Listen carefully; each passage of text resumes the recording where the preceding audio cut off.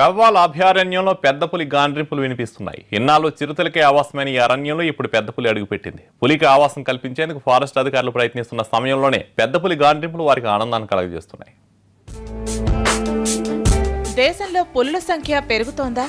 తాజాగా వెలువడిన గణాంకాలు అవునని చెబుతున్నాయి. ఇందుకు తాజాగా తెలంగాణలో కూడా ఓ ఉదాహరణ దొరికింది. ఆదిలాబాద్ అడవుల్లో పులి గాండ్రింపులు వినిపిస్తున్నాయి. కవ్వాల్ అభయారణ్యంలోకి పెద్ద పులి వచ్చిందనే ప్రచారం జరుగుతోంది.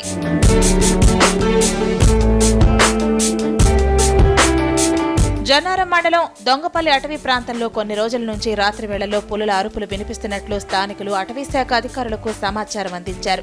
దీంతో అధికారులు దొంగపల్లి ప్రాంతంలో పరిశీలించగా పెద్ద పులి అడుగులను గుర్తించారు. అడుగులు లభించిన ప్రాంతంలో సీసీ కెమెరాలను ఏర్పాటు చేశారు. 2-3 రోజుల్లో పులి తిరిగే విజువల్స్ సీసీ కెమెరాల్లో చిక్కే అవకాశాలున్నాయని అధికారులు భావిస్తున్నారు. ఇప్పటికే కవ్వాల్ అటవీ ప్రాంతంలో చిరుతలు సంచరిస్తున్నాయి.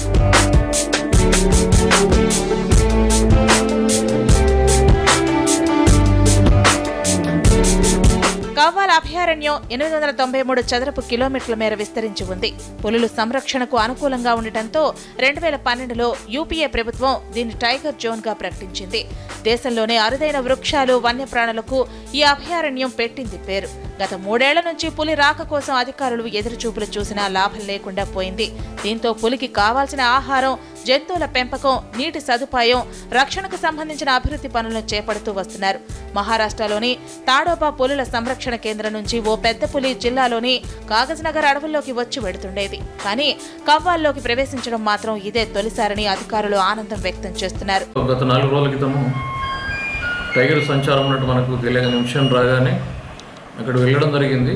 వెళ్ళేసి అక్కడ ఉన్నటువంటి అడుగులను గుర్తించేసి పగ్మార్క్స్ మనం తీసుకోవడం జరిగింది. దాన్ని పరిశీలించిన తర్వాత అది టైగర్ అని చెప్పేసి మనకు నిర్ధారణ అయింది.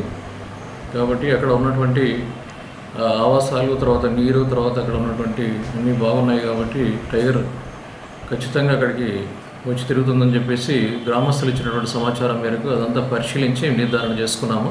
ఫారెస్ట్ అధికారుల చర్యలు ఫలించి అభయారణ్యంలోకి పెద్ద పులి వచ్చిందని అంతా భావిస్తున్నారు. ఈ పులి ఇక్కడే ఆవాసం ఏర్పాటు చేసుకునేలా చర్యలు తీసుకునేందుకు ఫారెస్ట్ అధికారులు సిద్ధమవుతున్నారు.